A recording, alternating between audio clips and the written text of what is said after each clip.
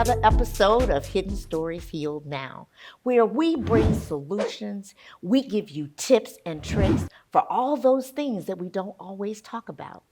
Now, I have to tell you, if you are watching this episode, get your piece of paper and pen out. Of course, I might be a little biased today, and that's okay. I have one of my best friends here with me today. And when I think about her, I think about the mastermind. I think about the expert around emotional intelligence and leadership development. And I think you will agree by the end of this episode that you have learned a lot about what is emotional intelligence and how do we use it both professionally and personally. So it is my honor and my pleasure to introduce to you Dr. Kim Harris Lee. Welcome to the show. Thank you, girl. It's good to be here. Oh, I'm Thanks so for glad to having me. have you.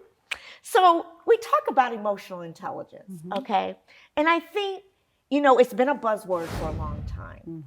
What is emotional intelligence? So emotional intelligence is really giving thought to and being intentional about how you show up and how the way you show up impacts the people around you, because we don't often think about that, right? It is also about paying attention to the people around you and noticing if they're off, right? Or if they're having a bad day, so that you can acknowledge that, because the acknowledgement helps you really build relationships. And emotional intelligence has a lot to do with rich relationship building. It's interesting. You said talk about understanding how you show up, what you do.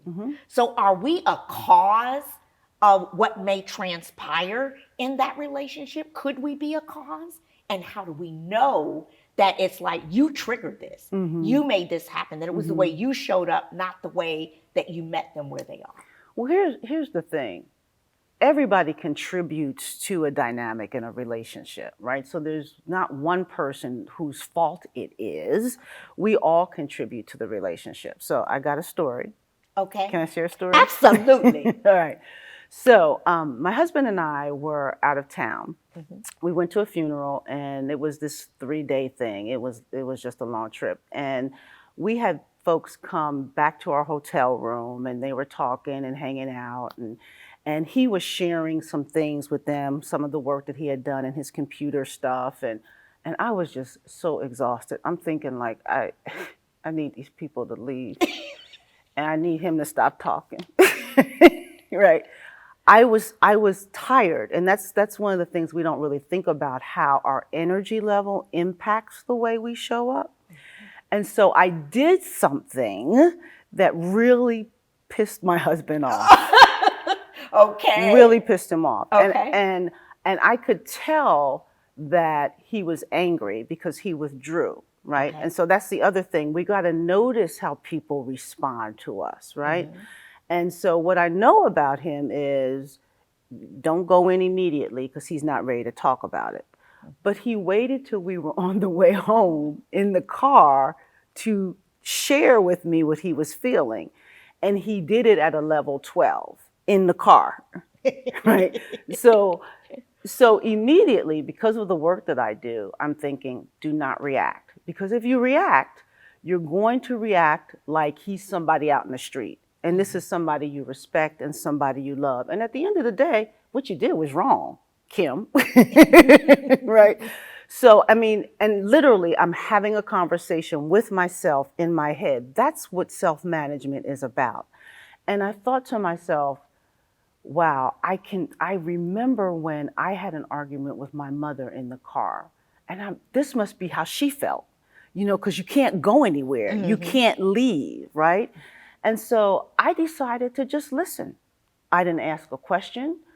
I just listened, because I realized I had done something wrong. I had offended him. And I said to myself, he has every right to be angry with me right now. So it doesn't make any sense for me to get defensive, for me to justify what I did. I hurt his feelings. And he's been carrying that for 2 days. So I'm just going to sit back and listen. And that's what I did, because the way he reacted made me angry, right? And so I could have we could have gone back and forth at each other like this in the car. That would have not served us well, either one of us well, or the relationship well. So I decided to just give him the time to express what he was expressing. And when we got home, I'm like, okay, now I need to take some space because I'm pissed off. Because he said some things in his anger that I was not pleased with. Mm-hmm. And so I've learned to manage myself in that way, to not say something that I'm going to have to take back later, because that's what emotional intelligence is about. We call it impulse control. When you say something and then it's later on, you're like, oh man, I should have never said that. But words hurt. Yes. And so we have to be mindful and control ourselves to ensure that we're not saying something that somebody's going to hold on to for forever. They may get past it in terms of the relationship, but they'll never forget it, right? You know, it's interesting when you say that I was wrong. When did you realize you were wrong? Was it not until he said something, or did you think about this and go, I was wrong before that when he withdrew? That's a good question. I'm not sure when I realized I was wrong. I think I realized I was wrong when I did what I did and I saw the expression on his face when I did it. So reactions are extremely important, as you were talking about. Exactly. When you observed his reaction, right, understanding the kind of person that he is, you yes, knew immediately, wait a minute, something's not right here. No, I immediately, wait a minute, I just messed up. Okay. Not something's not right. It's like, ooh, I probably shouldn't have done that. So, okay. Yeah. Okay. And so that's all under what we talk about self-management that you were saying, and self-awareness. And I think that, it's hard to do. We all, when you're looking at someone, when you're looking at yourself, being honest with yourself of who really am I? Yeah. And what am I really about? Yeah. And what triggers me? Yeah. So that you know that, hey, wait a minute, I react this way when certain things happen, etc. We're going to take a station break. And when we come back, I want to talk about how do you deal with that self-management from a professional perspective when it's not someone you love or someone you care about. We'll be right back. Every story has a hidden element that is not often shared. Hidden Stories, Healed Now, with host Vicki Wright Hamilton, seeks to share the hidden gems in real-life experiences. Our guests are ordinary people sharing their stories of overcoming insurmountable odds while providing hope and inspiration. Welcome back. And as we talk about the emotional intelligence and talking about both personally and professionally, I was asking Dr. Kim, how do we really practice self-management and understand it from a professional perspective? Really trying to understand how can I better manage myself in the work environment, regardless to what kind of work I do. Yeah. So I don't think it matters whether it's personal or professional. Okay. Because the action you take is the same. And that's one of the things I talk to individuals about that's why it's so important for self-care. Self-care is so important because if you're not getting enough rest, if you're not eating right, if you're not taking time for yourself, you're going to be fatigued. That fatigue, that stress, that worry is going to impact everything you do and how you do it. So if you're at work and you got a kid who was up at 3:00 in the morning, and then another kid is up at 7, and you really haven't had any sleep, and it's like, oh my gosh, now I got to go to work. You're tired. So the first time someone comes at you with something that feels wrong, whether it's wrong or not, because now your fatigue is your filter. Right? So it may not even be that they came at you wrong, but you're tired. So your interpretation of the situation is going to be one thing versus another. And what I try to explain to people is that no matter what the trigger is, the trigger could be something that was way off base. That's no longer the problem if you respond in a way that's way off base. you become the problem that negatively impacts your brand. It negatively impacts the people around you, because now people are like, whoa, that's how she responded to John. Oh, I'm not taking a problem to her, because I don't want that. Because oftentimes we don't think about how what we do and how we show up impacts the people who observe us, even if we're not interacting with them. Now, that's an interesting concept. Yeah. Can we talk about that a little bit more? Yeah. Because you're talking about people observing you. You know, there's a thing that we always say, perception is reality, right? But they gain a perception from something. But understanding the awareness that what's happening around us of people observing us becomes a critical point of importance. Yes. And the question becomes, how do you get to a point to say, I'm not going to really worry about what others think about me, to the point of I'm looking at people around me and how I'm perceiving, but I need to be comfortable with me. Yeah. So here's the thing. That's why relationships are so important. Even at work, sometimes we think, I'm at work, I don't care how people feel about me, I simply have a job to do. But if we take the time to build the relationships, have coffee, have lunch with folks, do drive-bys just to say, hi, how was your weekend? When people get to know you and gain a greater understanding of who you are, even if they observe something crazy that you do, you're more likely to get the benefit of the doubt.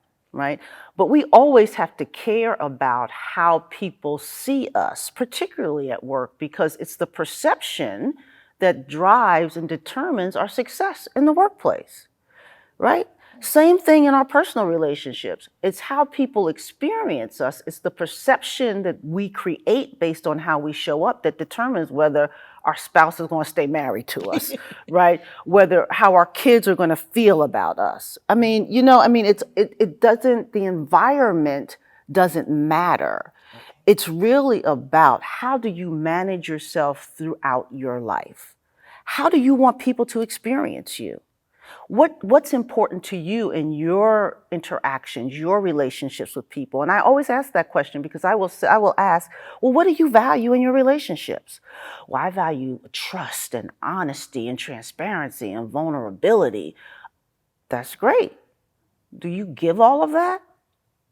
And then it's like a, deer in the headlights kind of thing. I went to grad school with a woman, Paula, and I was in Miami. She was in Fort Lauderdale, where campus was. So I would always drive up to her place over the weekend, and we would go to class together.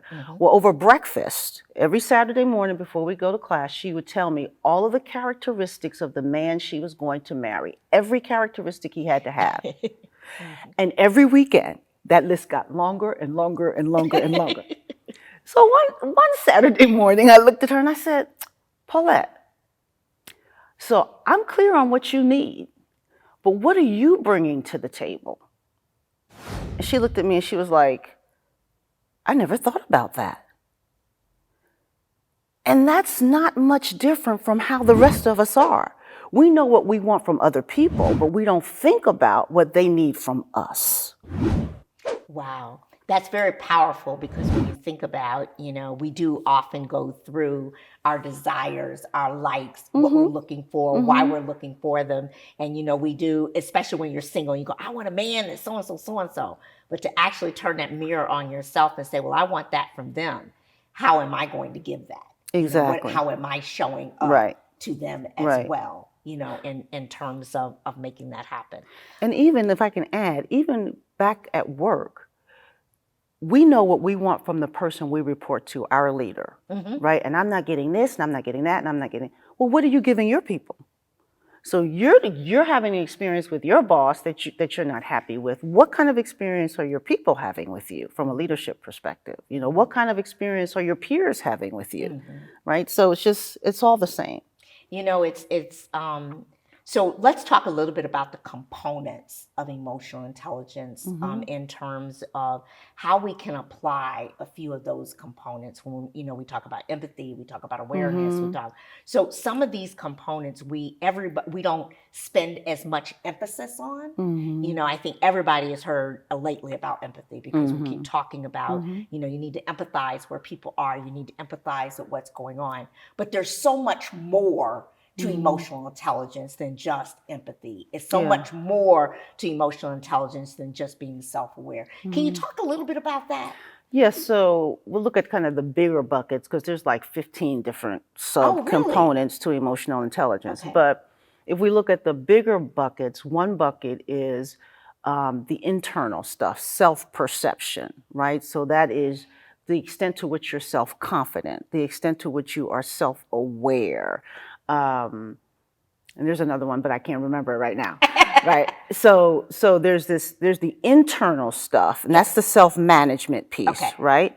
And then there is the external piece. How do people experience you? So are you someone who doesn't like to show emotion, right? So it's always this poker face because I believe I shouldn't show emotion at work. Well, we call that emotional expression. When you don't show emotion, people don't know how you're going to react to stuff. And if people don't know how you're going to react to stuff, they're not going to bring you stuff. They're not going to bring you problems because they can't anticipate your response, right? Then we look at decision making. How does the way you feel about a situation or the way you feel impact your ability to make a clear, unbiased decision? Right? Do you allow your feelings to drive the quality or the direction of a decision, right? I mentioned impulse control. Impulse control is often, again, kind of saying stuff and doing stuff that you later regret. It's not putting a lot of time and thought into things. So if you're at work, you're constantly reworking something, or you're interrupting people all the time when they speak, or you're saying something that you now have to take back and apologize for. And that's sometimes the worst, the most uncomfortable thing, to have to go back and apologize. And then there's this idea of how flexible are you, particularly in times of change. And that's all we've been living now, right, for the last few years.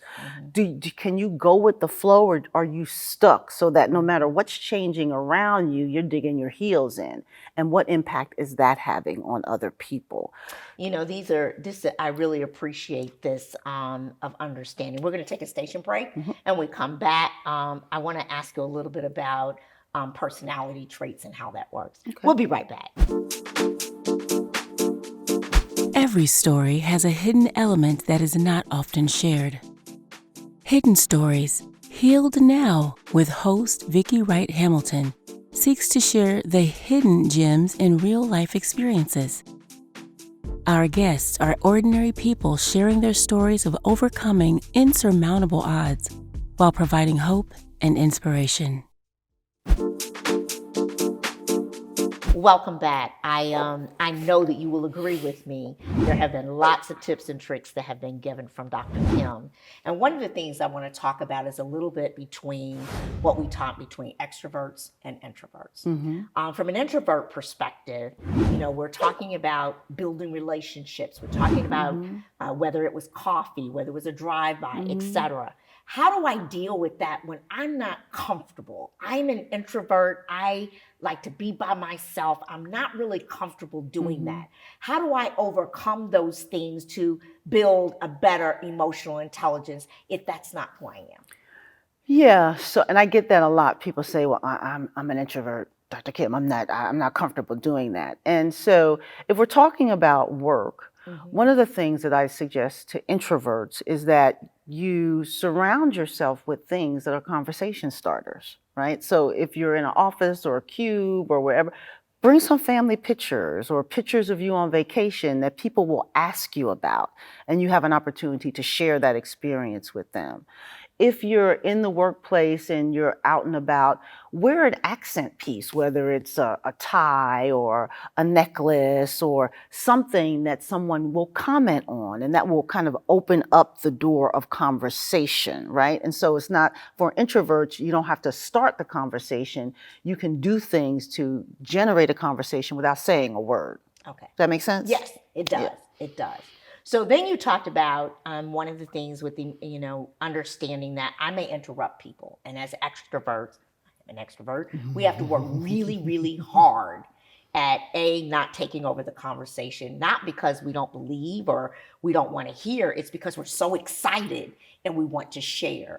And then those perceptions can be, they're always having something to say. They think they're in control, et cetera, et cetera. So as an extrovert, how do you manage that within an emotional intelligence perspective? Yes, I'm self-aware. Yes, I know that I may do that. How do I manage through that and from an emotional perspective?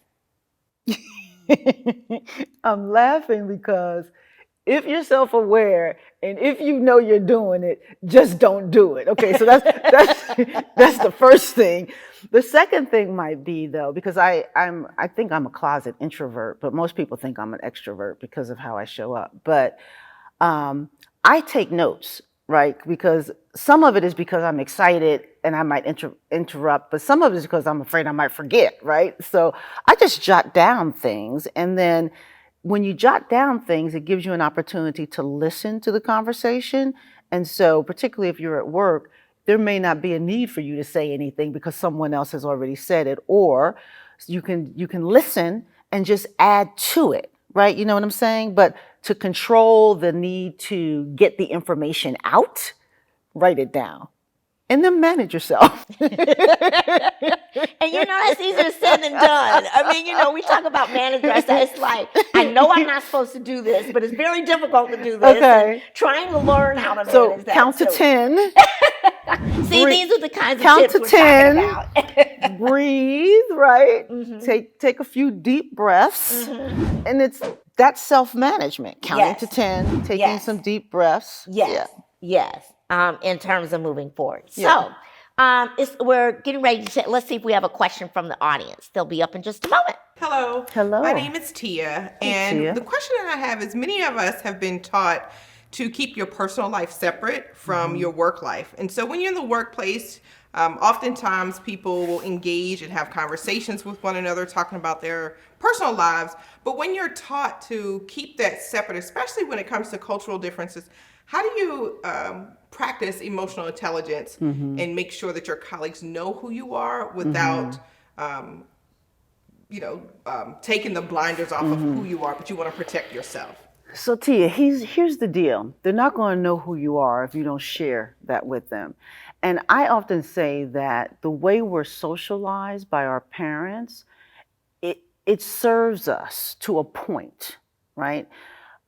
It protects us, it keeps us safe. But when you're in the workplace, you've got to demonstrate a certain level of vulnerability and transparency, because that's how you build trust.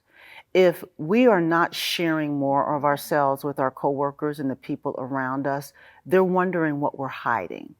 And we're not going to learn more about them either.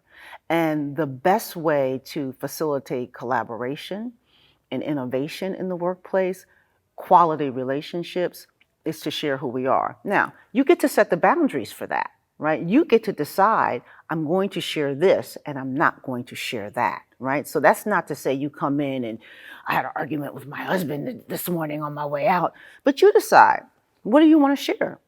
And then you share that. Because there's a lot of very harmless information, like what you did over the weekend, or what the kids are doing in school. Because the more you share, that then helps you establish common ground with people, and common ground builds relationships. And that makes the whole work experience that much more pleasant, because we got to be there so long during the course of the day. How much time do we spend at work versus what we spend at home?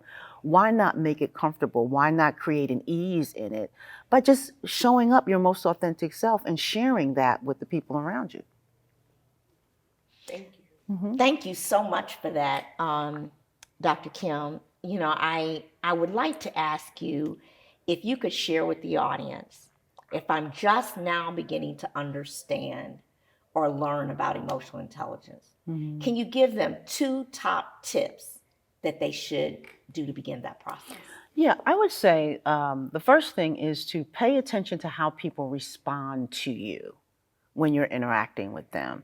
That will tell you a lot about the experience that you're creating. And you can then check in to say, oh, I noticed that look on your face. Have I said something to offend you, or what's going on, right? And that demonstrates caring, right? So that you can find out, am I misinterpreting? Because oftentimes we walk away from interactions with assumptions that may be misinformed, right? So that's the first thing.